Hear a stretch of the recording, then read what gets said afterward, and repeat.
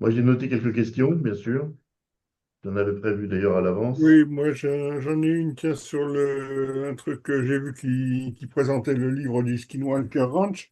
Je sais pas s'il est au courant, s'il a fouillé un peu le sujet, mais qu'est-ce qui se passe là-bas exactement au Skinwalker Ranch? C'est sérieux ou c'est pas sérieux?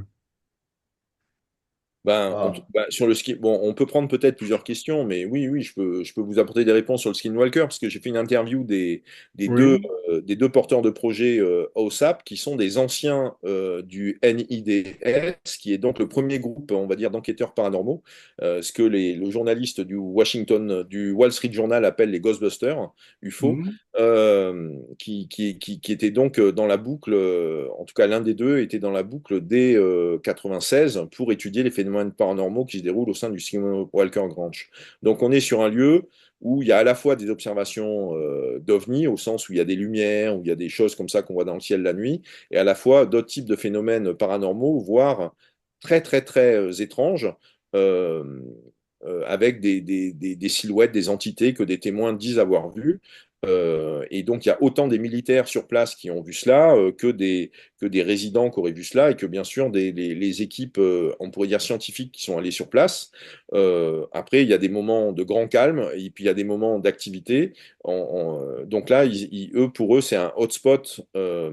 Euh, pour étudier des choses. Il y a eu des docu-fictions, en tout cas, il y a eu plusieurs documentaires qui chroniquent comme ça les enquêtes paranormales et qui font frissonner au sein du Skinwalker Ranch. Bon, ben, de toute façon, il y a un intérêt à fabriquer de la légende autour du Skinwalker Ranch. En revanche, Mhm. ce qu'il y a de certain, c'est que du côté de OSAP, le programme, euh, ils, ils assument d'approcher la question OVNI autant sous l'angle Tolly-Boulon que sous l'angle paranormal, sous l'angle Oui. psychique. Ça, Mhm. c'est assumé. Et c'est sans doute aussi une des raisons pour lesquelles le projet a été terminé, ou qu'en tout cas, une fois que le projet est arrivé au bout de ses financements, il n'y a pas eu de repreneur au sein de l'administration américaine. Oui, d'accord. Mhm. Je vais te donner une D'accord. deuxième question vite fait, là. Enfin, je ne veux pas monopoliser La Attention, il y en a dans parole. le chat des questions. Oui. Bon, Vite fait, comme ça, ce serait plutôt une conclusion à l'émission qu'il faut cette question. Mais est-ce que la divulgation totale, la vraie divulgation venant des États-Unis, on l'aura un jour ou pas? c'est une question de fond, ça. C'est ça, mais on va la garder pour effectivement le débat et la discussion sur la fin. Et je ne sais Oui. pas quel est le mot le plus important dans la question. Si euh, moi, je dirais que est-ce que c'est la notion de vraie divulgation? Parce que donc, du coup, on Oui. suppose qu'il y a de la fausse divulgation. Donc, ça veut dire Oui. qu'est-ce que Oui. c'est la vraie divulgation? Enfin, voilà. Donc, je pense que c'est cette expression spontanée qui est assez intéressante à décortiquer. Mm. Il y a Julia The Grey qui a posé des questions et voilà. Oui. Dans le chat, oui. Ben, Julia, Alors, tu peux. Vas-y. bonsoir. Alors, du coup, je prends la parole, ça sera quand même plus sympa. Alors, bonsoir à toutes et à tous. Merci Patrice, merci Charles-Maxence, toujours pour des exposés toujours clairs et concis, comme je le notais. En fait, j'avais deux questions par rapport à l'actualité, parce qu'il y a pas mal de choses qui ont bougé ces derniers jours, même si on est en été. En fait, le congressman Burleson a évoqué en fait une possible audition publique en septembre. Et c'est vrai que David Grush apparemment est assez actif sur les préparatifs. Donc, qu'est-ce qu'on pourrait espérer, on va dire, comme avancée alors, voilà, peut-être de nouveaux témoins, dont en particulier Matthew Brown. Et du coup, la deuxième question qui reprend un petit peu en fait, qui découle un petit peu de celle-ci, puisque là, c'est tout récent, je crois que ça a 2 jours, hein. Il y a Monsieur Asberg, Denis Asberg, qui travaille avec Béatrice Villaroé, qui a fait on va dire, qui a pris la parole et qui a mentionné que des informations en fait assez extraordinaires allaient sortir. Alors bon, il faut toujours se méfier avec le mot extraordinaire, hein, du coup par rapport à l'anomalie sur la mer Baltique. Alors est-ce que justement, alors on ne sait pas trop on va dire dans quelle proportion et dans quel délai ça va sortir, mais est-ce que ça peut accélérer justement un petit peu ce qui va se passer aux États-Unis? Ben, Alors, je vais répondre rapidement à ces deux questions. Par rapport aux auditions qui se profilent sur septembre, ben effectivement, enfin, par rapport à nous, espérons et souhaitons et j'ai envie de dire prions pour qu'il y ait cette audition en septembre eh, eh, pourquoi septembre? Parce qu'en fait, vu qu'il y a des textes qui vont être déposés et qui vont être débattus, au sens presque au pied de la lettre par rapport à ce qui va se passer au sein du Congrès américain. Et bien en fait, faire une audition avec des témoins qui vont apporter des informations clés, ça va permettre d'appuyer, de créer une pression pour soutenir le texte et balayer les résistances ou balayer les antitextes. Vous voyez, donc le fait de le caler sur septembre politiquement, c'est plus futé que de faire une audition au mois de mars ou au mois d'avril. Ok, ça c'est un premier point. Le second point qui émerge, et ça, en fait, nous, on n'en a pas forcément conscience, alors que ça joue et ça participe hein, quand même profondément de la chose, c'est que pour faire une audition, il faut des témoins. Et si vous n'avez pas de témoins, ne faites pas l'audition, même si vous souhaitez faire une audition. Donc, il y a le fait de sécuriser l'audition avec des témoins, en étant certain que les témoins sont OK pour apparaître et pour faire leur déposition publique, et que en plus, ils vont dire des trucs qui vont participer de faire avancer ce qu'on va qualifier de divulgation contrôlée. D'accord? Donc, il faut d'abord s'assurer du sérieux des témoins, ou en tout cas que les témoins aient des trucs à dire, et aussi que les témoins, ils risquent pas du jour au lendemain de vous planter, parce que, et de ne pas venir ou d'annuler leur participation, parce qu'il s'est passé des choses en coulisses que vous ne savez pas. Donc, il y a, en fait, et ça, j'en ai pris conscience tout récemment, c'est que si ils ont un problème de témoins et notamment des annulations de dernière minute, bon, ben, comment on fait? Et ça peut expliquer pourquoi il y a eu des auditions qui ont été annulées tout récemment. C'est pas tant le fait que c'était des auditions qui étaient lancées un peu au bluff, ça peut être que, soit pour des questions de timing, soit pour des questions justement de menaces en coulisses, on peut avoir des témoins qui étaient prévus qui se sont rétractés. Ok. Charles, Maxence, juste une remarque. Tu peux mettre un peu de lumière? Ah Parce oui, que oui, là, bien sûr. Ah, c'est moi le carré noir. J'avais pas compris que c'était oui. moi. Désolé. Ah, voilà, Ah, désolé, c'est rigolo. t'es réapparu. Voilà. Les blagues programmes sont réapparus. Ouais, c'est bien. Ah, les Men in Black, les Men in Black. Ouais, On m'a c'est ça. posé des questions sur les Men in Black. Juste une question générale. Bon, on a parlé de ce qui vient des États-Unis. À ton avis, est-ce que ça progresse en Europe et notamment et en France? Alors, la recherche que j'ai pu faire et vous partager ce soir sur l'environnement juridique aux États-Unis en matière de gestion du secret, en matière de divulgation des informations, ça mériterait qu'on fasse la même en France, en fait. Oui. Euh, Parce que moi, à part la CADA qui n'a pas de pouvoir, qui a juste un pouvoir consultatif, qui n'a pas vraiment de pouvoir coercitif, la CADA, c'est l'agence d'accès aux documents administratifs.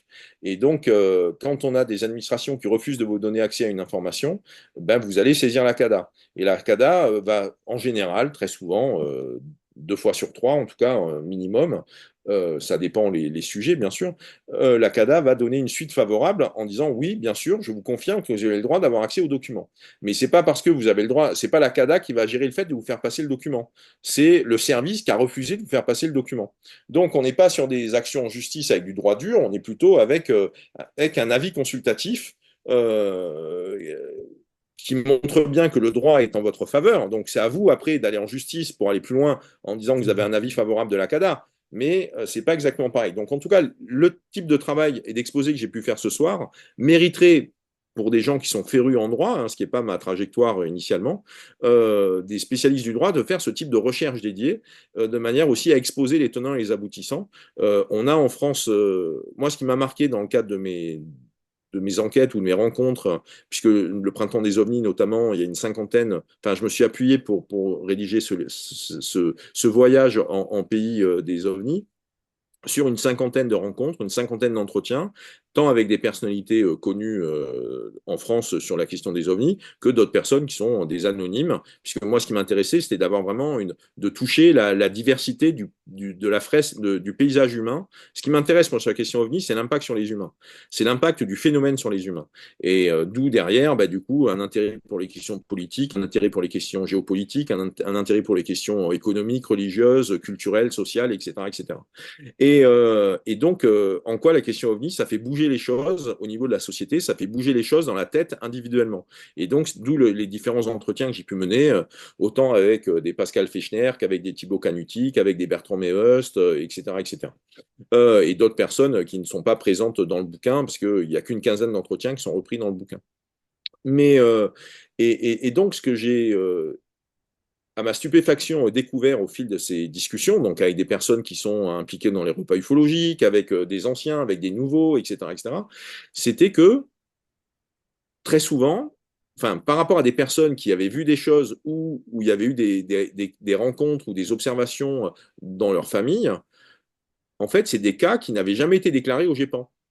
Quand je leur disais à chaque fois, et vous avez déposé, vous avez contacté la gendarmerie pour déposer votre observation, vous avez contacté le GEPAN, les personnes me disaient, ah non, non, non, non, moi je ne l'ai pas fait. Donc, ce qui fait qu'en fait, alors qu'on peut imaginer spontanément, on a une vision grand public du sujet, que le GEPAN en France est dépositaire des différents cas d'observation qui peuvent exister, en fait, on comprend qu'il ne peut être le gardien qu'il ne peut archiver que les cas qu'on lui a remis, qu'on lui a transmis. Donc, il y a les cas que peuvent lui transmettre la gendarmerie. C'est pour ça que moi, en tout cas, j'insiste pour que les gens aillent témoigner à la gendarmerie, aillent faire une déposition quand ils voient un truc, parce que ça va permettre de relancer la machine par rapport au fait qu'il y a des observations sur le terrain qui existent, y compris en France. Ça permet de rendre visibles les choses, ça permet de les documenter, ça permet de nourrir les données. Ça n'est pas vain, ça n'est pas inutile. Les gendarmes en France ont des procédures depuis 64 pour accueillir des témoignages. Donc, et eux, en revanche, du côté des gendarmes, ils font passer des témoignages au GEPAN. En revanche, l'armée de l'air ou d'autres structures en France ne font pas passer, enfin en tout cas, des pilotes militaires qui vont voir quelque chose. Ils vont d'abord en rendre compte à leurs autorités de tutelle, à leurs supérieurs, et c'est les supérieurs qui décident ou pas de transférer l'observation au GEPAN. Donc on voit très bien que dans le système tel que ça marche en France, le GEPAN n'a qu'une fraction des observations qui peuvent être déclarées en interne dans l'administration, à l'une ou l'autre des organisations qui existent. Et en plus, du côté du grand public, il y a une proportion qui est peut-être la moitié ou qui est peut-être 90% des observations qui ne sont pas notifiées au GEPAN. Et un autre cas fameux qui est quand même assez hallucinant, c'est que quand il y a eu les survols des centrales nucléaires en France avec les Drovny, le GEPAN n'a pas été associé à l'enquête parce qu'en fait, ni EDF, ni des autorités de tutelle par rapport au site n'ont demandé au GEPAN d'intervenir. Et le GEPAN n'a pas le pouvoir de décider d'intervenir. En tout cas, Oui, mais aujourd'hui, le GEPAN ne le prend pas. petit bémol, le GEPAN, on a reçu Frédéric Courtade, hein, qui était en présentiel à la Maison des Mines. Il nous a dit très clairement qu'il ne s'intéressait pas à ce qui n'était pas dans l'espace ou dans le ciel. Donc tout témoignage aura des pâquerettes, tout témoignage qui n'est pas aérien ou spatial ne l'intéresse pas. Oui, mais en tout cas, c'est pas ce qui est censé être la mission du GEPAN au départ. Mais en tout cas, moi, j'ai pas encore fait l'interview de Frédéric Courtade, hein. Parce qu'il a été nommé au moment où j'étais en train de boucler le bouquin. Et donc, il fait partie des personnes que je souhaite interviewer prochainement, plus tard. Mais en tout cas, je n'ai pas encore fait l'interview avec lui. Donc, pour l'instant, le fonctionnement du GEPAN et les limites du GEPAN, pour l'instant, j'ai que des infos périphériques. J'ai pas d'infos qui viennent de la source. Voilà. Ok. Bon, bah écoute, tu as répondu à ma question. Mais merci de cette Euh, précision, en tout cas. tu regarderas si tu as le temps sur le site, il y a cette interview c'est pas une interview, c'est la discussion qu'il y a eu après Oui, oui, sa j'en prends des conférence. connaissances, oui. Ouais. Alors tu verras d'ailleurs des trucs assez marrants. Enfin bon, c'est l'ufologie. Faut-il suivre le conseil de juillet, d'Alain Juillet, c'est-à-dire mettre l'accent sur la menace stratégique comme si le problème était essentiellement terrestre, pour faire avancer les choses? Lui, c'est ce qu'il nous dit. Non, non, faut mettre l'accent sur les menaces potentielles, parce que sinon vous n'avancerez pas. Ben, c'est sûr que tactiquement ou psychologiquement, dramatiser le sujet, c'est une manière de lui donner de l'importance. Donc, et après, en fonction de comment on regarde le curseur, euh, euh, en fait, il faut réussir à le regarder en fronçant les sourcils, en étant préoccupé de cette manière-là, sans être en train de succomber à la peur, en fait, hein. C'est-à-dire comment réussir à être suffisamment mobilisé pour aborder le sujet sérieusement, sans forcément être dans une espèce comme ça de posture qui va être d'être dans la culture de la peur ou dans l'effroi ou dans la menace, quoi. Ce qu'il y a de sûr, c'est que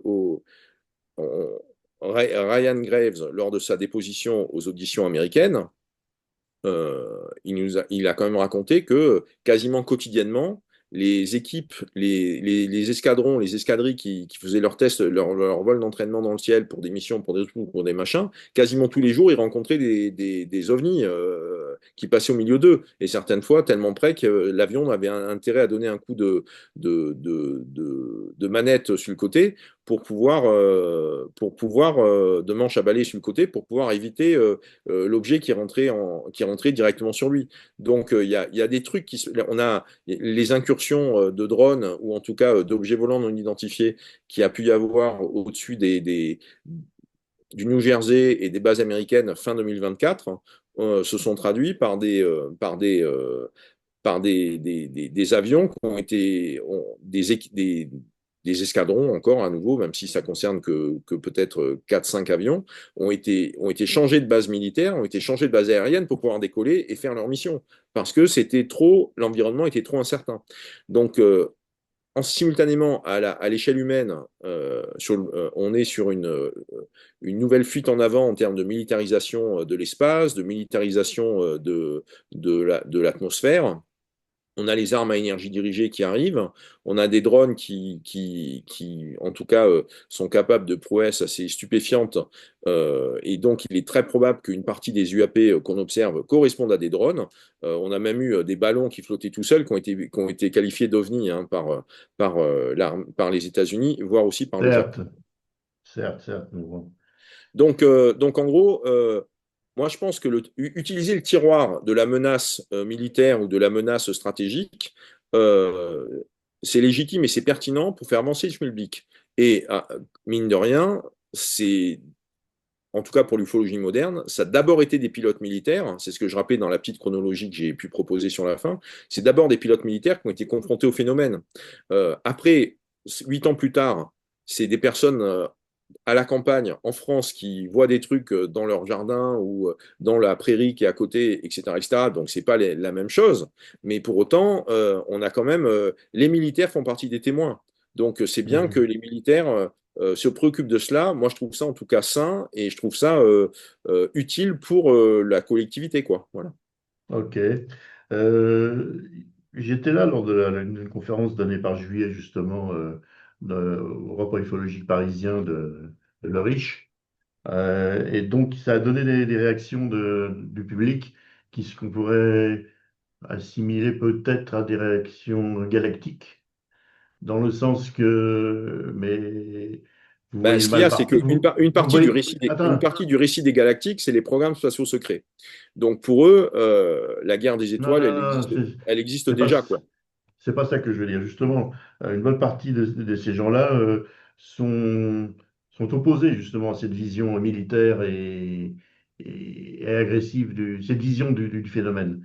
Et ils ont vraiment une vision, je dirais, ouais, religieuse, messianique du phénomène. Mais je me demande si c'est pas une partie de l'opinion qu'il faut respecter. Ah ben Parce bien que, sûr. Non, mais parce le que fait de dire. on a le droit d'avoir son opinion sur le sujet. Alors moi, je sais pas, moi personnellement, j'ai pas d'opinion justement sur le Ben sujet, moi, je mais pense, de toute façon, je pense que la question OVNI a une dimension militaire, la question OVNI a une dimension économique, la question OVNI a une dimension psychique, la dimension. Quand on voit que ça fait quand même. Enfin, quand on regarde les textes et les archives, par exemple, dès 1972, Uri Geller, le médium israélien là, qui tord les cuillères, quand il est mis en hypnose et en transe légère avec un chercheur américain, euh, il fait du channeling pendant ces séances, où à travers lui parle une intelligence extraterrestre qui déclare être une intelligence artificielle en orbite autour de la Terre. Donc rien que ça montre bien comment les dimensions s'interpénètrent. Euh, absolument. Dès 72, on a une histoire d'intelligence artificielle qui est en orbite autour de la Terre et qui est comme une sonde ou une entité extraterrestre. Donc, vous voyez, Donc, et ça passe par du channeling. Donc, je crois que c'est un dossier sur lequel, comme on est sûr de rien, l'important, c'est d'abord de garder l'esprit ouvert plutôt que de se fixer des œillères a priori. Ouais. Mhm. Et Philou a levé la main, donc Philou, à toi la parole. Mais il faut que tu ouvres ton micro, par contre, Philou. Je vais le faire pour toi. Ouais, là. Pendant que tu fais ces réglages-là, je repense à l'histoire de l'anomalie de la mer Baltique. Donc moi, c'est un sujet que j'ai pas bossé pour l'instant. J'ai vu passer les articles tous les 2, 3 ans qui se préoccupent de de cette bubule, de cette bubble qui est au fond de la mer Baltique. Et puis, bon, ben, écoute, moi, le fait que des personnes aient bossé dessus et Ah, qu'il y ait des choses à annoncer, ben, j'en suis ravi sur le strict plan scientifique. C'est génial. Philou, il faut que tu réactives ton micro si tu veux parler. Il est peut-être plus là. Bon, peut-être une autre question? Oui, alors moi j'en ai d'autres, mais allons-y.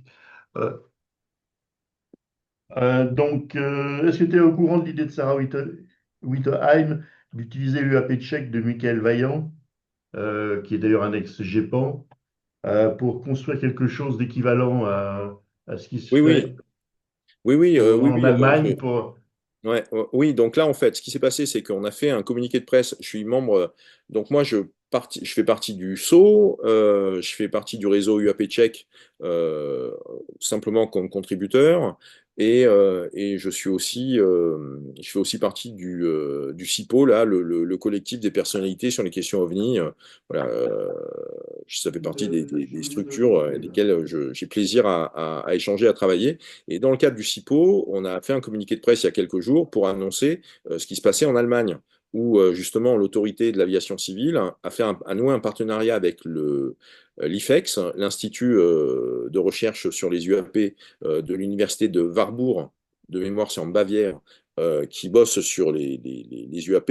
Et donc, ils ont annoncé que bah, les pilotes de l'aviation civile qui pouvaient observer quelque chose, eh ben, il fallait qu'ils aillent sur le site web de l'IFEX, où il y avait un formulaire où ils pouvaient déposer leur signalement. Et donc, Oui. j'ai pas eu le temps de répondre au sein de la liste interne du CIPO là, à la proposition de Sarah, que je trouve être une proposition très pertinente. Premièrement, moi, il me semble qu'en France, c'est justement le GEPAN qui, par défaut, est censé occuper cette fonction. Je dis bien par défaut, puisque, de mémoire, l'aviation civile fait partie des tutelles, ou en tout cas des organismes qui participent à la gouvernance du GEPAN. Mais pour autant, le truc pratico-pratique qui est que quand un pilote voit quelque chose, il ne sait pas vers qui se tourner et il ne sait pas à quelle porte taper pour aller remplir un formulaire ou pour ci ou pour ça. Et puis il y a un autre aspect aussi, c'est que est-ce qu'il fait son signalement de façon anonyme, ou est-ce qu'il le fait ou avec un anonymat qui va être préservé, c'est-à-dire qui va être protégé, ou est-ce qu'au contraire il le fait avec le risque que ça se diffuse et que des personnes C'est viennent le voir et fondamental, soient hein, détruites. Voilà. c'est Donc, fondamental d'un point de vue professionnel. la proposition de Sarah qu'on mutualise des outils déjà présents pour proposer quelque chose, moi, je suis tout à fait OK. Je pense même que c'est ce qu'on doit faire à l'échelle européenne, puisque ça fait 2 ans depuis Francisco Guerrero, ça fait 2 ans qu'il y a un lobbying qui avance à la vitesse où il avance avec les autorités de l'aviation civile européenne. Et moi, j'ai vu ça par rapport à des déclarations d'effets indésirables liés à la vaccination Covid. L'autorité de santé néerlandaise avait proposé un formulaire en ligne à remplir. Et ce formulaire en ligne, eh ben, en fait, il a toutes les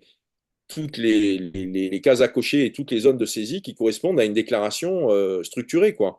Et donc, ça veut dire que pour avoir une vision à l'échelle européenne, dans les autres pays européens qu'aux Pays-Bas, sur les effets indésirables du vaccin Covid, eh bien, en fait, que ce soit des associations ou d'autres structures, reprenons ce formulaire et déclinons-le dans d'autres langues. Eh bien, en fait, on peut tout à fait imaginer le même procédé à l'échelle européenne pour les UAP. C'est-à-dire qu'à partir du moment où on est sur un formulaire que les professionnels de l'aviation civile valident au niveau de sa structure par rapport aux informations minimales qu'il contient, eh bien donc ce formulaire Qu'est-ce qui empêche qu'il soit dupliqué ou disponible dans plusieurs langues, et ce qui permet que des pilotes roumains, des pilotes portugais, des pilotes italiens utilisent ce même formulaire de saisie en ligne pour déclarer ce qu'ils ont pu observer. Et ça permet de contourner, j'oserais dire en étant un peu provoque, de court-circuiter les blocages qui peuvent y avoir auprès de certaines institutions, quel que soit le pays. Ok, merci. Messieurs, dames, c'est votre conférence, à vous aussi. Bon, il y a a-t-on idée de la proportion du d'UAP d'origine terrestre et ceux d'origine inconnue? Ça, c'est une question qui va au-delà de, enfin, et donc des ressources d'énergie antigravité qui vont avec, ce qui représenterait un bouleversement calculable. C'est difficile de répondre à ce genre de questions qui est vraiment, Ben, par on- essence, c'est inconnu. par essence, voilà, c'est inconnu.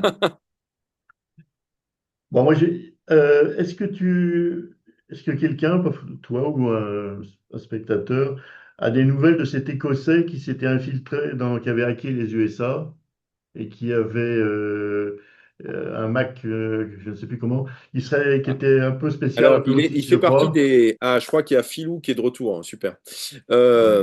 Donc, pour l'Écossais, il fait partie des témoins qui sont interviewés dans le film The Programme de James Fox de 2024, qui est donc sorti l'an dernier. Donc, donc, il y a des infos fraîches par rapport à ça dedans, mais c'est des infos fraîches où c'est d'abord le fait que, la, la, la, que la personne témoigne aujourd'hui de ce qui s'est passé en 2001 ou en 2004, je ne sais plus quand est-ce que c'était. Et voilà, donc il est toujours vivant. Je ne sais pas s'il continue à s'intéresser au sujet ou non. Il faut savoir qu'il a une interdiction de quitter la Grande-Bretagne, hein. C'est-à-dire qu'il n'est pas confiné dans un studio de 2 mètres carrés comme Assange l'a vécu pendant plusieurs années, Assange des Wikileaks, hein. Mhm. Mais en tout cas, il a une interdiction de quitter le territoire du Royaume-Uni, du territoire britannique, du fait de son intrusion dans les serveurs du Pentagone et de l'armée américaine pour aller chercher des infos sur les ovnis. D'accord. Bah, c'est une bonne réponse. Et à ton avis, pourquoi les choses ont démarré en 2017 et pas en 1979, pas en 2014 ou 2001, puisque tu nous as... Est-ce que, qui- alors, qui- une réponse qu'on pourrait jeter en l'air de façon un peu provoque, ce serait de dire bah, parce qu'il n'y avait pas X-Files, tu vois. Mais sinon, moi je pense que c'est une différence. En fait, c'est des renouvellements de génération. Mais de toute façon, ce, ce programme de recherche, ou en tout cas les données qui ont été rassemblées via le programme AOSAP de 2009-2010, je pense que on est à peine en train de commencer à prendre conscience de l'importance qu'a eu ce programme. Par exemple, un des axes du programme, c'était la base de données Capella. En tout cas, c'était un sous-programme qui s'appelait Capella et dont l'objet était de faire une base de données qui rassemblait le plus de cas possible. Et donc, cette base de données, Jacques Vallée l'a expliqué, puisqu'il a été un peu le maître d'ouvrage de cette base de données, ou le maître d'œuvre de cette base de données, l'architecte en tout cas de cette base de données, c'est qu'il y a 11 bases de données différentes à l'intérieur. Et parmi les 11 bases de données différentes, il y en a 3 qui sont d'origine française. Il y a les archives du CEPRA, et c'est le terme qu'emploient les personnes de OSAP quand ils en parlent, hein. Donc ça veut dire qu'ils ont siphonné en gros les archives lorsque le GEPAN les a mises en ligne à l'époque. Il y a une base de données de cas qu'un ufologue que je n'ai pas interviewé, dont le nom m'échappe, à compiler. Et il y a une troisième base de données à l'intérieur d'origine française. Et puis, il y a la base de données du MUFON. Et voilà. Et je crois qu'au final, il y a plus de 200 000 ou près de 250 000 cas d'observation qui sont présents dans cette base de données qui s'appelle Capella. Donc, ça a été un programme qui a fabriqué des outils, qui a fabriqué des masses critiques. Et ce qui fait qu'avec des outils et des masses critiques, ça fabrique des traits qui apportent des preuves ou à minima des convictions. Et ce qui fait qu'en fait, on se retrouve à avoir un nombre de personnes impliquées sur le dossier, euh, Là, par exemple, il y avait 50 salariés, quoi. Donc, en fait, on estime, par exemple, aujourd'hui qu'aux États-Unis, il y a plusieurs milliers de personnes qui sont dans le secret OVNI, en fonction des agences dans lesquelles ils travaillent depuis 30 ou 40 ans. Donc, on a des personnes qui. Roswell, par exemple, ça a mis 40 ans pour sortir de la version officielle. A fallu qu'il y ait des retraités de l'armée de l'air qui soient dégagés des obligations de réserve, ou en tout cas qui estiment que, vu le nombre d'années de vie qui leur restait, ils pouvaient tout à fait parler pour se soulager la conscience. Euh, il y a des militaires dans The Programme de James Fox. Désolé si je l'évoque souvent, mais parce que vraiment, il est vraiment bien fait. Et je présume même qu'il est plus, parce qu'il est à moitié enquête ufologique et à moitié témoignage des gens du Congrès, quoi. Donc c'est pour ça que ça s'appelle The Programme, puisque c'est une enquête sur le programme secret, confidentiel, etc., etc., qui existerait au sein de l'administration américaine. Donc on est avec lui en train d'enquêter là-dessus, et y compris quand il discute avec les politiques et ceux qui sont dans les phases de divulgation, dans la bataille du Congrès. Euh, donc, il y a des militaires qui disent, voilà, moi, je prends la parole aujourd'hui parce que j'ai 80 ans et que j'ai pas envie de et j'ai plus envie de me taire, d'accord? Donc, on a ces choses-là qui se passent. Et puis, on a aussi une stratégie de relations publiques, on a une stratégie de lobbying qui a été bien faite et qui a été faite au bon moment, avec les bons outils et de la bonne manière. Et Et cette puis déjà, déflagration ou ce choc, cette onde de choc qui est liée au fait que l'info soit sortie sous la forme de scoop au sein des médias dominants, de médias officiels, hein. C'est comme si Le Monde ou Le Figaro et La Croix avaient sorti simultanément le même type d'article par rapport à une grosse enquête. Et ben ça produit son effet, et voilà. Faut pas, sur le d'accord, plan ok. culturel et sur le plan générationnel, il faut absolument pas oublier que il y a un nombre très important de personnes aux États-Unis qui sont impliquées, qui croient aux questions d'OVNI, qui croient à tout ça, voire qui en ont vu eux-mêmes. Et quand je débutais ma réponse en parlant de renouvellement de génération, ça veut dire que les élus politiques, les sénateurs et les représentants qui sont en place actuellement au sein du Congrès des États-Unis, ce sont des personnes qui ont vu X-Files quand elles avaient 15 ans. Ce sont des personnes qui ont baigné dans une culture UFO, qui est une culture populaire, voire qui ont pu voir des choses eux-mêmes, comme Carter qui a vu des choses. Carter, sans doute que parce qu'il a vu quelque chose, ça lui a donné la conviction et l'envie de vouloir accéder à l'information. Mais sauf qu'effectivement, face à lui, il s'est retrouvé à être isolé par rapport aux services, hein, et par rapport aux administrations qui ont fait blocage ensemble pour qu'il n'ait pas accès à l'info. Ok. Philippe, tu peux prendre la parole. Tu allumes ton micro, s'il te plaît. Non, tu Pas n'y de son arrives toujours. pas? Philippe, on ne t'entend pas. Il n'y a Faut, pas le son. faut, faut que tu réactives le son.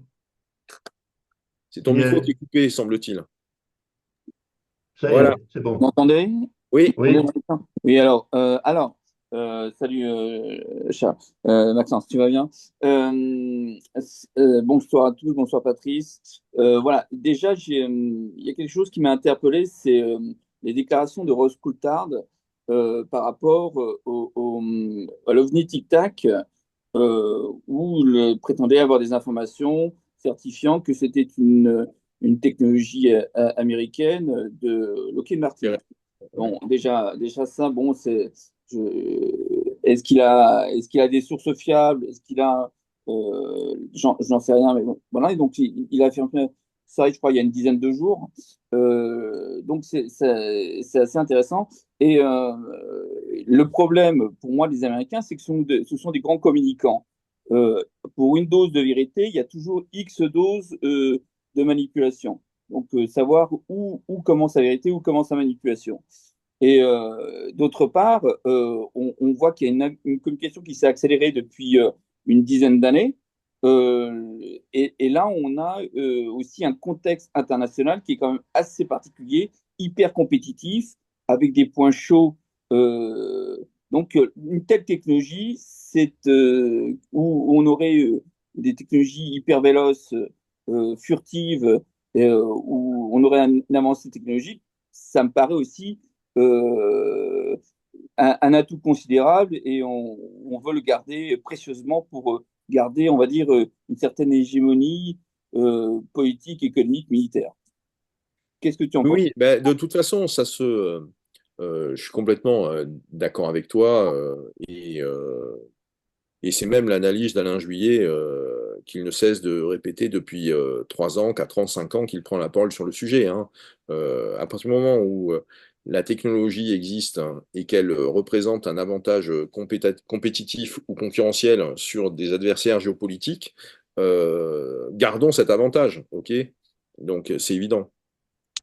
Euh, Moi, ce que je peux voir, c'est qu'en fait, les élus qui poussent à avoir accès aux informations, c'est parce qu'en fait, en off, parce qu'il faut bien comprendre qu'ils ont l'enjeu, c'est pas tant d'avoir l'information, l'enjeu, c'est que l'information soit prononcée dans un cadre qui fait que ça la rende sérieuse et indiscutable. Euh, donc, euh, ces élus sont sur la question de l'intelligence non humaine. On le voit très bien par rapport aux directions que ça prend depuis 2023.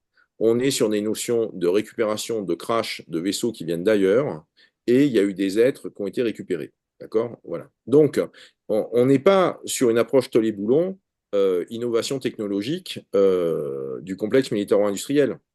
Euh, que ça, cette dimension-là, c'est pas celle-là qui intéresse au premier chef et au demeurant les élus américains. On le voit très bien au niveau de ce qu'ils vont chercher à faire. C'est pour ça que, effectivement, Matthew Brown avec Immaculate Constellation est dans la shortlist. Il est dans les intervenants très, très, très pressentis des prochaines auditions. Après, ce qu'il y a, c'est que comme il faut 2 ou 3 intervenants, il faut remplir le panel, quoi. Mais, et d'ailleurs, ils le disent aussi pour rassurer tout le monde, on n'est pas là pour faire du mal, même Elizondo a ce type de discours, on n'est pas là pour faire du mal au pays, on aime le pays, on est patriote, et en plus, dans un contexte de tension géopolitique et de guerre mondiale rampante dans laquelle on est actuellement, appelons un chat, hein, bien sûr qu'on ne va pas chercher à ce que des informations qui pourraient réduire la puissance de notre pays puissent sortir. Mais après, voilà, ils ont aussi euh, des informations, même si c'est sous la forme de témoignages et de récits en off, hein, je répète encore une fois en off, quand on est journaliste, on sait, c'est très clair pour nous ce qui est du on et ce qui est du off en quelque sorte, hein. Donc en off, tout le monde le sait, mais on n'en parle pas, quoi. Ok, c'est un peu ça l'idée. Euh, où on va avoir des confidences vraiment privilégiées par des personnes de confiance, mais on n'en parle pas, d'accord? Donc il y a tout cet enjeu-là. Les contrats d'achat des vaccins Covid, on les a eus entre les mains, on sait ce qu'il y a dedans, mais on ne les a pas eus officiellement, on les a eus en off. Donc l'enjeu, c'est de les avoir officiellement. C'est pour ça qu'il y a des actions en justice. Ok, donc voilà. Mais comme on sait ce qu'il y a dedans, c'est pour ça que ça donne aussi la persévérance et la conviction pour obtenir les informations, parce qu'on sait ce qu'il y a dedans. Donc on veut les avoir. Et donc, vous voyez, ces processus un peu psychologiques de pas lâcher le morceau ou de pas lâcher l'os à ronger, eh ben, c'est la même chose avec les élus qui sont là au niveau des États-Unis, avec en plus le fait que peut-être qu'ils ont fait des sondages, nous on ne le sait pas, mais ils ont pu faire des sondages auprès de leurs électeurs ou dans leur pays, et du coup ils ont une super cote de popularité qui a plein de gens qui veulent les soutenir, parce que au moins eux c'est des chevaliers de la vérité. D'accord? Vous voyez, il y a tous ces paramètres-là électoraux qui arrivent. Par exemple, les membres du AP Caucus, j'ai pas fait d'analyse de mettre en regard quelles vont être leurs dates de réélection, à quel moment ils auront leur siège où ils seront en campagne pour une réélection éventuelle. Et donc ça peut expliquer pourquoi certains, on les entend plus, ou que d'autres, on les entend beaucoup. Vous voyez, il y a tous ces paramètres-là qui sont de la réelle politique, qui participent du phénomène, enfin du phénomène humain.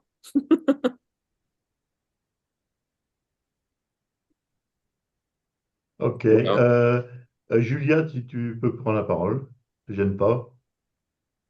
Alors, ben, je rebondis en fait sur ce qu'a dit Philippe par rapport à Rose Coulthard, et c'est vrai que c'est un peu troublant. En fait, on est un peu dans un retournement de situation aussi, dans le sens où il a taclé sans donner des noms. D'ailleurs, il a dit, je vais bientôt donner des noms sur en fait en fait, on va dire les personnalités politiques qui font style, je suis pro disclosure, et en fait, ils ne le sont pas. Du coup, bah, j'aurais bien aimé avoir votre avis dessus. Bah, écoute, moi en tout cas, merci Julien pour ta question. Euh, sur un truc comme ça, enfin, si on commence à se poser ce type de questions, euh, c'est quoi les audiences de Ross Coulthard? est-ce que News Nation a une baisse d'audience depuis 2 mois et qu'il a besoin de relancer l'audience? Et donc, il va créer du buzz en faisant des effets d'annonce. D'accord? Pourquoi il fait de l'effet d'annonce comme ça? Ça joue. Ensuite, l'histoire que les Tic Tac, c'est du Lockheed Martin ou autre chose, peut-être. Moi, j'en sais strictement rien. Et je m'en moque. Enfin, comment dire? Pour répondre un peu abruptement, je dirais, en fait, je m'en fous, je m'en fous presque, quasiment, je m'en fous presque. Pourquoi? Parce qu'en fait, ce qu'il y a de sûr, c'est que c'est un objet de dingue qui a été détecté dès 2004 par des pilotes qui sont les premiers à dire que des trucs comme ça, ils n'en ont jamais vu. Donc, quand bien même, ça serait peut-être de Lockheed Martin, ça exclut absolument pas le fait que ça soit un truc de rétro-engineering qui bénéficie de 50 ans de recherche confidentielle et secrète. Donc, ça peut être un truc humain dérivé des technologies extraterrestres. Et là, je ne suis juste en train qu'exposer un scénario. C'est même pas du tout ma croyance, c'est les scénarios possibles qu'on a sous les yeux. Donc, moi, j'ai plus bossé sur récemment en tout cas, j'ai bossé sur l'article du Wall Street Journal qui est sorti en juin 2025 et qui donne l'impression de couper la chic à tous les tenants de la religion extraterrestre, pour reprendre les mots des gens de la Haro qui utilisent ce terme-là aujourd'hui pour parler des croyants dans le truc UFO et de l'intelligence non humaine. Euh, euh, ma Bon, ce que raconte l'article du Wall Street Journal, je le dis pour ceux qui ne sont pas au courant, il est sorti de mémoire, c'est le 6 juin 2025, et ça raconte 3 choses. Ça raconte le fait que, il y a eu un officier de l'US Air Force, je crois que c'est un colonel, qui est venu dans un bar près de la zone 51, qui a laissé traîner 3 photos d'OVNI sur le comptoir, et ce qui fait que les photos ont été récupérées, elles ont été placardées sur un mur, et ça a nourri la légende que la base 51 était une base où il y avait des carcasses de vaisseaux d'OVNI, alors qu'en fait, ça n'est que, entre guillemets, une base de prototypes d'avions de chasse de l'ère américaine. Mais la thèse, ou en tout cas le récit qui est mis dans cet article, c'est que ça a été une désinformation volontaire, voulue, choisie, de laisser traîner ces fausses photos pour fabriquer une légende qui permet d'habiller et de dissimuler ce qui se passe en réalité sur la zone 51. Second récit qui est décrit à l'intérieur, c'est que pendant des années, il y a eu comme un espèce de bizutage et de rituel au sein des officiers d'enseignement qui était que quand il y avait un nouveau qui arrivait dans le service, on l'invitait à venir dans une petite salle sombre et obscure où il y avait une petite lampe qui éclairait une petite table noire et sur la table on mettait une enveloppe et on lui demandait de l'ouvrir. Il ouvrait l'enveloppe et à l'intérieur il y avait des photos d'extraterrestres et de soucoupes volantes. Et on lui disait après de refermer l'enveloppe et on lui disait et maintenant que tu es au courant, on n'en parlera plus jamais. Et c'était le rituel de passage, le rituel d'intégration. Hein. C'était un bizutage qu'on peut voir comme une manipulation psychologique, bien sûr, mais en tout cas, c'est ce que raconte l'article, comme quoi il y avait ça qui se passait, et le truc se reproduisait comme ça au fil des années, au fil du temps, et même les boss, les supérieurs hiérarchiques au plus haut niveau n'étaient pas au courant que ce truc-là existait, et qu'il existait toujours, et qu'il existait depuis des années. Donc il y a ça aussi qui est raconté dedans, et c'est la Haro qui se donne le beau rôle en disant que c'est eux qui ont mis le doigt sur ce rituel, sur ce bizutage, et sur puisque évidemment c'est des photos totalement fausses et tout est bidon au niveau des photos et de l'enveloppe. Et la troisième truc qui est raconté dans l'article du Wall Street Journal de juin 2025, c'est que, notamment par rapport au cas raconté par Robert Salas, hein, de la station de missiles stratégiques, donc avec des charges nucléaires, des charges atomiques qui sont présentes dans les missiles longue portée, donc cette intrusion d'un objet volant non identifié, lumineux, qui a terrifié les gardes qui étaient en surface et qui a fait bugger les missiles à l'intérieur de la base de missiles longue portée, donc avec les équipes qui étaient plusieurs dizaines de mètres sous la surface de la Terre, eh bien, en fait, c'était un prototype d'une arme électromagnétique, à impulsion électromagnétique, qu'avait développé l'armée de façon confidentielle et qu'ils avaient conçu volontairement pour faire bugger justement les bases de lancement de missiles nucléaires. Et ils avaient besoin de faire des tests. Et donc, ils ont fait des tests sans prévenir. Ils ont fait des tests comme ça dans 2, 3 endroits, dont ce fameux cas c'est Malmo, je crois. Malmström. Maelstrom. Malmström. Malmström, pardon. Malmström. De Malmström, Malmo, c'est en Suède, Danemark, pardon. De Malmström, et donc le témoignage de Robert Salas, en fait, c'était une erreur d'identification quand il disait que c'était peut-être un ovni. Donc Robert Salas a dit, bah, peut-être, je sais pas. Moi, ce que je sais, c'est qu'il y a eu des lumières, que mes trucs ont bugué, et puis voilà. Donc voilà les trois choses qu'on raconte au Wall Street Journal, et donc en tant que divulgation sélective et en tant que désinformation réductrice, ça permet de laisser entendre que tout ce qui concerne les sujets UFO sont bidons, ou en tout cas sont des constructions humaines. C'est ce que va laisser entendre l'article du Wall Street Journal, qui ne fait que prendre la perche que lui tend la Haro, puisque c'est la version que tend à développer et à diffuser la Haro, c'est la version des choses que tend à diffuser la Haro depuis 1 an et demi à peu près, depuis début 2024, qui est de dire que les ovnis tels qu'on en parle, ça n'existe pas. Ce qui existe, en revanche, c'est des prototypes très, très avancés, et donc ils sont dans du tôle et boulon d'origine humaine, pour faire court. C'est un peu ça c'est le chemin qu'ils ont pris comme diversion pour détourner l'attention des personnes qui s'intéressent au dossier. Parce que il y a quand même bien d'autres cas qui existent, qui ne sont pas abordés et qui ne répondent pas à ces critères-là et qui sont bien plus solides et qui existent par ailleurs. Donc, moi, j'aurais envie sur ce dossier du Wall Street Journal, j'ai envie de dire que, il est probable que les faits qui soient rapportés soient véridiques, mais le fait que ces faits soient véridiques ne veut pas dire que tous les cas UFO sont dans le cadre de ces trois faits-là qui ont été racontés. D'accord? Et après, en plus, dans le détail, L'affaire de Malmström, l'affaire de Malmström c'est pas clair, hein. n'explique pas très très bien comment ça se fait, les problèmes qu'il y a pu y avoir sur des bases russes ou sur des bases ailleurs à travers le monde, quoi. Voilà. Bon. Philippe? Avec toi, Philippe?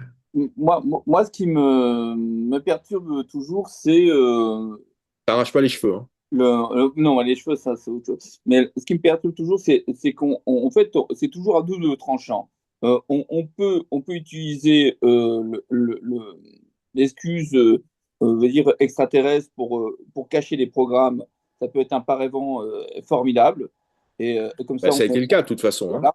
Et à la fois, si on a récupéré quelque chose, c'est forcément, quelle que soit la nation, voudra le conserver pour lui et pour augmenter ses capacités Ouais. Moi, pour aller dans ton sens, économiques. voilà, pour aller dans ton sens, on n'est pas sur du ou, on est plutôt sur du et. Je m'explique. C'est que on voit très bien quand il y a les avions espions fabriqués par la CIA qui sortent à partir de 56, eh bien en fait, le projet Blue Book est dans la confidence, et ce qui fait que quand l'avion fait ses missions et que peut y avoir des éclats lumineux métalliques dans le ciel, etc., etc., et que des gens pensent avoir vu un ovni et que du coup ils téléphonent à Blue Book pour dire j'ai vu un truc, euh, Blue Book téléphonait à ses contacts de la CIA pour regarder les plans de vol des avions espions, et la CIA, sans rentrer dans les détails, leur disait oui, à cette date-là, à cet endroit-là, à ce moment-là, c'était nous qui passions par là. Et ce qui fait que on estime que 50% des observations d'OVNI sur le au-dessus des États-Unis dans la période 56-68 sont en fait les avions espions de la CIA. Donc, ça montre bien comment la question OVNI peut tout à fait être instrumentalisée par des humains pour dissimuler des choses. Mais le fait que des humains le fassent ne veut pas dire que le phénomène OVNI n'existe pas. Ça veut simplement dire que le phénomène OVNI va être exploité ou instrumentalisé de façon opportune par des personnes parce que justement c'est un alibi bien pratique. D'accord? Moi, ça me fait penser aux histoires des technologies duales, les dual use technology, les technologies à double usage, où on peut avoir un usage pacifique ou un usage militaire. Et donc, la question OVNI, du point de vue des humains, elle peut tout à fait être vue comme étant un axe de recherche, y compris parce que ça amène des innovations technologiques, comme ça peut être vu comme étant un alibi bien pratique pour détourner l'attention. Et même, ce qu'on voit, c'est qu'il y a eu cette conspiration du silence qui a duré en gros des années de 53 jusqu'à 2017, on pourrait dire. Et enfin, ou en tout cas au moins jusqu'au début des années 80. Et en fait, à un moment donné, les stratèges, ou en tout cas ceux qui sont dans le renseignement aux États-Unis, se sont dit, mais en fait, plutôt qu'on essaye à tout prix de tourner la tête, de dire que ça n'existe pas, de dire qu'on s'y intéresse pas, de promettre qu'on fait rien là-dessus alors qu'on fait des trucs et tout ça, qu'on essaye de rendre silencieux le sujet, pourquoi ne pas livrer aux gens qui ont des attentes sur le sujet, leur livrer ce qu'ils veulent. Et ça a été ce qui s'est passé avec les années 80, où il y a eu des documents, il y a eu des documents artificiels, enfin faussés, des documents faussaires, quoi, qui ont été remis au réseau d'ufologues à travers notamment, c'est Bill Nelson, hein, de mémoire, je crois. Non, c'est pas Nelson, là, j'ai son nom qui m'échappe. Bill Moore, voilà, c'est Bill Moore. C'est Moore qui a été un ufologue, et il y a eu plusieurs ufologues qui ont été approchés, certains qui ont accepté, d'autres qui n'ont pas accepté, et Moore qui a fait partie de ceux qui ont accepté, qui pendant plusieurs années, on lui a remis des documents, on lui a demandé de les diffuser dans les réseaux UFO américains. Et il a fait sa confession publique en 89, et c'est ça qui a rendu le scandale public. C'est pour ça que moi j'insiste sur X-Files, parce que X-Files recycle en tant que série télé les fake news, j'ai envie de dire les UFOX, c'est pas les Infox, hein, c'est les UFOX, que les services de renseignement américains ont rédigé de façon fictive, fictionnelle, dans le cours des années 80. Et ce qui fait que nos imaginaires dans lesquels on se trimballe aujourd'hui tous, à chacun de faire son examen de conscience sur quand est-ce qu'il a regardé X-Files, à quel âge, qu'est-ce qu'il en a pensé, comment ça l'a passionné ou pas passionné, quand bien même c'était une histoire de fiction, bien entendu. Mais moi, j'estime à la louche que 75% des choses qui sont présentes dans notre imaginaire quand on pense UFO, Roswell et ainsi de suite, ça a été influencé par ce qu'il y a dans X-Files. Et sauf que ce qu'il y a dans X-Files, c'est la mise en image ou en série télé de scénarios qui ont été écrits et qui ont été inséminés par le renseignement américain. Donc, il faut quand même prendre conscience. Donc, d'où l'intérêt. Là, ce soir, moi, j'ai beaucoup insisté sur la dimension américaine à travers notamment toutes les procédures de divulgation et volontairement, j'ai associé la question de divulgation avec les questions de gestion du secret, mais aussi les questions de désinformation, parce que ça va ensemble. Parce que, en gros, tu veux des informations, tiens, je t'en file exprès, et justement, je te file ce que tu veux, comme ça va t'occuper pendant plusieurs semaines et j'aurai la paix. D'accord? On est vrai, il faut prendre conscience qu'on devient non pas des idiots utiles, mais en tout cas des complices consentants de ce type de tactiques et de stratégies qui sont des leurs psychologiques qui ont été volontairement disséminées. Et donc, c'est à nous de faire jouer notre discernement, c'est à nous de faire jouer notre sens de la vérification, c'est à nous d'admettre que on n'est pas sûr, on ne sait pas, peut-être, et par rapport à ça, on évite de s'emballer tout de suite, mais en revanche, on est attentif et on sort, on ouvre grand les oreilles, on ouvre grand les yeux, mais on doit toujours garder en nous une part je ne vais pas dire de méfiance, mais en tout cas une part de lucidité qui fait que tout ce qui se passe peut être le résultat d'un stratagème qui cherche à nous orienter quelque part. Alors là, ce qui est intéressant pour faire le lien avec ce qui se passe depuis 2017, c'est que là, par contre, on a une quantité d'acteurs qui prend la parole, et ça, c'est une discussion qu'on a régulièrement avec Thibaut Canuti, par exemple. On a une telle quantité d'acteurs, de hauts fonctionnaires, d'anciens officiers du renseignement, etc., qui prennent la parole, que si c'est un complot ou si c'est une conspiration ou si c'est en tout cas une manipulation à grande échelle, ça implique une quarantaine de personnes ou une soixantaine de personnes qui sont dans la boucle et qui sont complices de cela un peu beaucoup passionnément. Donc c'est quand même sacrément bien monté si c'est un canular d'État. Au lieu qu'on soit sur un secret d'État, on est sur un canular d'État. Là, Ce qu'a montré des cas qu'il y a eu dans le passé, où il y a eu comme ça la CIA qui a noyauté les médias américains, où il y a eu des services de renseignement qui ont raconté des cracks ou qui ont fait des faux trucs. On est plutôt sur des équipes de 5-6 personnes. Là, moi, il y a un cas que je raconte, qui va être raconté dans mon prochain bouquin, c'est la manière dont la scientologie a infiltré l'État américain pour dissimuler toutes les informations qui pouvaient leur nuire. Bon, ben, c'est une opération qui a impliqué une dizaine de personnes, dont 3 qui étaient sur le terrain.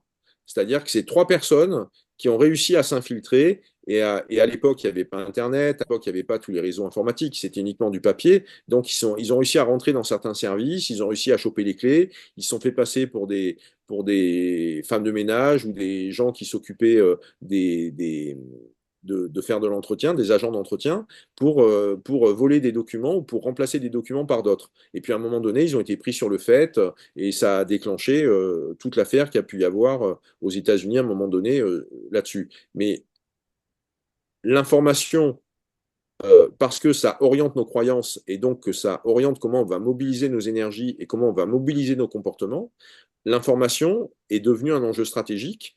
Et avec le numérique, c'est très facile de fabriquer des fausses informations D'où et l'intérêt du terrain. de fabriquer des bots, de fabriquer des agents artificiels qui auront la mission de propager l'info et d'augmenter le tam-tam de l'information.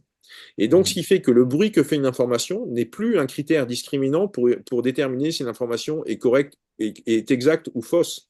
Parce qu'aujourd'hui, on a des bots, hein, depuis 2017, depuis 2020, de mémoire, depuis 2023 ou 2024, plus de 50% de l'information qui circule sur Internet est d'origine artificielle. Hein. C'est-à-dire que les humains ont perdu la prédominance dans la production d'informations sur Internet. Ça peut être des informations boursières, ça peut être des informations météo. En tout cas, ce sont des bots qui génèrent aujourd'hui plus d'informations dans le flux et les trafics Internet que d'humains. Et c'est de mémoire, c'est depuis 2021 sur Twitter, par exemple. Et parce que moi, j'ai enquêté sur ces trucs-là, c'est pour ça que j'ai ces éléments d'ordre de grandeur que je vous partage. Mais en tout cas, le tintamarre en ligne et online qu'il peut y avoir n'est pas un facteur n'est plus un critère pour déterminer si c'est vrai ou faux. C'est une façon d'occuper le temps de cerveau disponible, de prendre de la place chez vous, et donc de maîtriser votre agenda ou de maîtriser ce qui se passe dans votre tête, mais c'est pas du tout un critère pour d'exactitude ou de véracité. Et donc, ce que je voulais dire, c'est qu'il y a des bots qui existent, qui sont donc les fameuses fausses identités, faux personas, faux profils, qui vont avoir des scripts, qui vont avoir dans leur script des dialogues, qui vont faire qu'en fonction des mots-clés qu'on leur a donnés comme déclencheur à certains moments, eh ben, ils vont, en fonction du mot-clé, ils vont déclencher des phrases dans le répertoire de phrases qu'ils ont dans leur script et ils vont balancer des commentaires sur Facebook et ils vont balancer des tweets, etc., etc. Et l'idée, c'est que tout ça, ça fait boule de neige et ça va partir. Donc, le numérique est malheureusement aujourd'hui un système qui fait plus de bruit et de faux signal que l'inverse. D'où l'intérêt des radars, d'où l'intérêt des caméras automatiques, d'où l'intérêt des yeux, hein, parce que les yeux humains, pas facile à hacker. Et si, est-ce que tu as été témoin d'un phénomène ovni? Non, non, non, moi j'ai pas du tout justement ces enjeux existentiels par rapport au sujet. C'est-à-dire, j'ai pas été témoin, j'ai pas souvenir d'avoir été enlevé, et puis et j'ai personne dans ma famille même qui a vu un truc, qui a été témoin de cela. C'est-à-dire, moi je suis rentré sur le sujet, je le raconte un peu dans le printemps des ovnis. Donc je lance, il y a la revue Orb qui existe, dont je m'occupe. La revue Orbs, c'est un rejeton, c'est la continuité de la revue Planète, mais à l'époque des années 2010-2020, en gros, c'est un Planète d'aujourd'hui, c'est un peu le positionnement de la revue Orbs, d'où le fait qu'il y a de l'économie, de la parapsychologie, de la poésie, des peuples autochtones, les nouveaux paradigmes, l'intelligence dans la nature, etc., etc., présents à l'intérieur, hein, des traditions aussi. Et puis, et donc, on parle des ovnis, mais on en parle de façon, ça occupe quelques lignes ou quelques pages de temps en temps dans la revue. Et puis, la même semaine, et donc ce qui fait que j'avais peut-être 2 propositions de sujets aux ovnis, sur les ovnis par an, quoi, que des auteurs pouvaient me faire.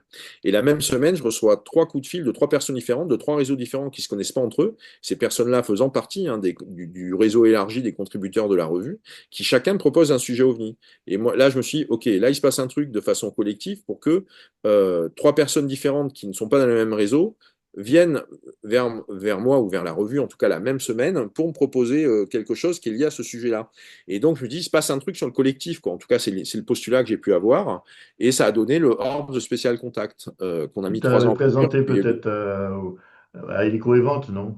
Il était déjà. Oui, oui, c'est-à-dire qu'il a été dévoilé à EcoEvent, tout à fait, ouais. Ouais, Il a c'est été ça. présenté à ce moment-là. Et Ouais. donc, bon, donc moi, à titre personnel, un de mes postulats, un de mes axiomes de départ, c'est que pour un truc qui officiellement n'existe pas, je dis au sens large hein, par rapport aux décennies actuelles, pour un truc qui officiellement n'existe pas, c'est complètement dingue la manière dont c'est omniprésent dans la société autour de nous. Et donc, il y a un truc qui se passe, quoi. Il y a une force en présence. Et donc, c'est quoi cette force? Et c'est quoi la structure de cette force? Et c'est quoi le paysage? C'est quoi la cartographie de ce monde? Que savent les personnes qui s'intéressent au sujet? Et d'où le fait que je ne me considère pas du tout comme un ufologue parce que je n'enquête pas sur des cas d'observation. Mais en revanche, ben, je fais mon boulot de journaliste qui enquête sur un sujet émergent qui est celui des UAP, de l'ufologie, des galactiques éventuellement, et parce qu'il se passe quelque chose qui traverse le corps social, et donc d'où ça vient, qu'est-ce qui est derrière, pourquoi, comment, etc. Ok, bah, ça fait presque une conclusion, à moins que Philippe, tu as toujours Il y a la main quelque levée. chose qui, moi, me perturbe beaucoup. Alors, là encore, on n'a pas le même phénomène en France, mais je veux dire que quand on a des officiers de renseignement comme comme Grush ou Elizondo euh, qui parlent, pour moi, un officier de renseignement, quand on rentre dans les renseignements, on ne quitte que à sa mort, hein. Donc, dans ma conception, et peut-être que c'est une conception française, mais et savoir qu'ils sont à ce moment-là lanceurs d'alerte où ils font entre guillemets des révélations, ça me paraît, pour moi, dans ma conception, c'est un peu étrange. J'ai vraiment le sentiment quand même qu'ils sont toujours officiers de renseignement et qu'ils ont à obéir à une certaine hiérarchie, même s'ils ne sont pas officiellement en activité. D'une part. D'autre part, dans le cas de Roscoe Tarn, il a évoqué donc cette technologie Lockheed Martin, disant qu'elle avait été adaptée à des avions beaucoup plus communs qu'on ne pourrait pas voir. Mais je veux dire que il faut voir la technologie Tic-Tac où on avait des accélérations brutales et des décélérations brutales.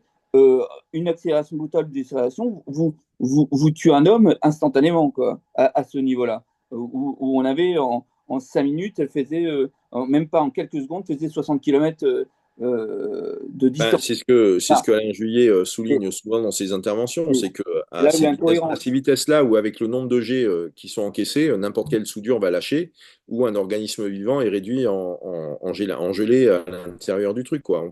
C'est pas un pudding, mais c'est une gelée. Donc, de toute façon, ça paraît peu vraisemblable. Mais en même temps, vu que par exemple Jean-Pierre Petit ou d'autres depuis 30 ans nous expliquent le type de technologie qu'il pourrait y avoir, donc ne fermons pas la porte au fait que c'est possible qu'il y ait ça qui se passe. Et peut-être qu'on est en train de rentrer sur une nouvelle étape de la divulgation, qui va être une étape plutôt tolé-boulon, qui va nous occuper pendant 6 ou 9 mois, avant de rentrer sur une autre étape qui sera un peu plus psychique par la suite. Là, il y a une question qui est intéressante que Françoise a posée à plusieurs reprises, qui est-ce qu'une divulgation en 2027 à grande échelle est-ce crédible? Euh, Moi, je veux souligner un truc, c'est que pour moi, dans l'hypothèse où ce qui se passe est de la bonne foi, hein, j'entends bien ta question, Philippe, et elle est très juste, elle ouvre la catégorie de la divulgation autorisée, en gros. Tu vois, on a la divulgation contrôlée, la divulgation catastrophique, la divulgation sélective, et donc il y a la divulgation autorisée, tu vois, qui serait un peu un cas de figure possible. Mais qu'on ne peut pas écarter, hein, bien sûr. Moi, j'aurais envie de dire, comment ça se fait qu'en France, on n'a personne qui parle? Et donc, ça veut dire qu'il y a quelque chose sur le poids du secret en France, ou sur le poids des consignes, ou sur le poids législatif, qui fait qu'il y a quelque chose. Moi, j'aurais l'impression, pour répondre à une question à laquelle je n'avais pas encore répondu, que j'ai l'impression que le verrou en France, il est plus serré, il est plus coincé, il est plus tenu, quoi. Il y a un truc qui se passe en Évidemment. France, voilà. Et donc, c'est pour ça que cartographier les verrous qu'on peut avoir en France par rapport à l'information, ça me semble une étape intéressante pour que la société civile puisse savoir face à quoi elle est confrontée. Ça, c'est un premier point. Pour revenir sur la divulgation grande échelle en 2027, de grâce, en tout cas, moi, ça me semble assez évident et je plaide dans ce sens-là, de grâce, abandonner l'idée de la divulgation du jour au lendemain. La fameuse divulgation le grand soir, quoi. C'est-à-dire que il y a, on est dans un monde un certain jour et le lendemain matin, on est dans un autre monde. Non, non, non, non, non.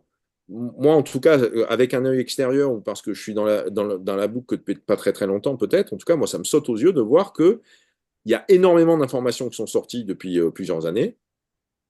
Jamais il y a eu autant d'infos, en gros, disponibles. Et surtout, jamais il y a eu autant d'infos euh, partagées par des acteurs qui ont ce type de CV.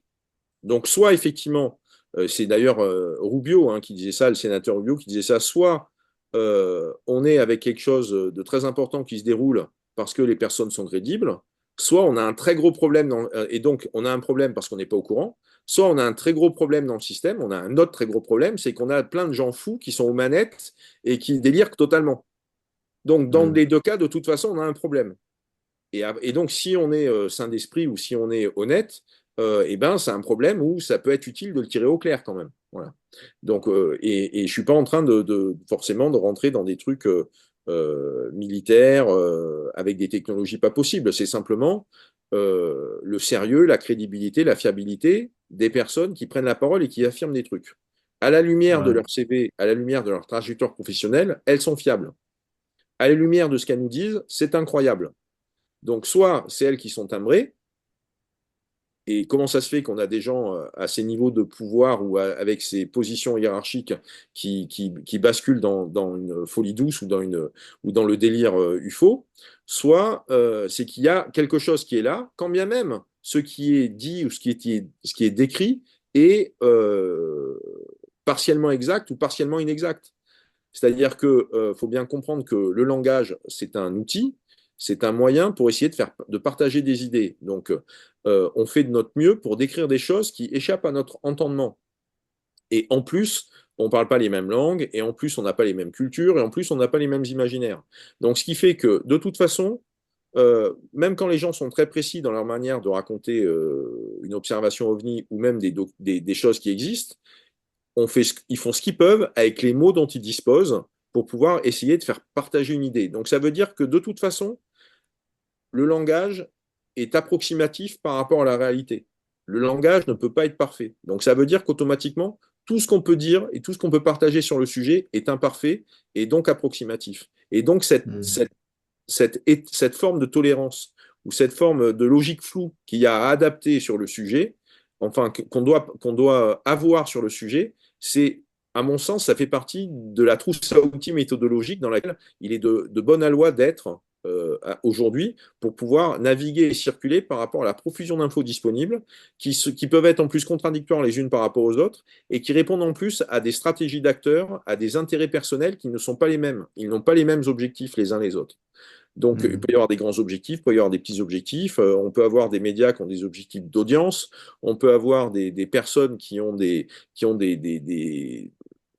contraintes à très court terme de survie économique ou de survie juridique par rapport au sac de nœuds dans lequel ils sont empêtrés liés à leur boulot. On ne sait pas tout ça. Il y a énormément de dimensions qu'on ne sait pas. Donc, il faut accepter cette incertitude et accepter cette part d'inconnu. Et l'accepter en étant très serein, très tranquille. Parce que, de toute façon, s'il y a quelque chose, on le saura le moment venu et on le saura de toute manière.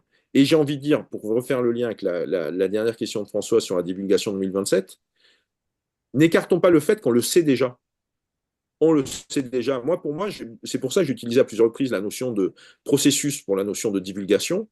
On est dans un processus, on est dans une série d'engrenages avec c'est l'histoire, en gros, c'est l'image de la grenouille dans la casserole qui chauffe, quoi.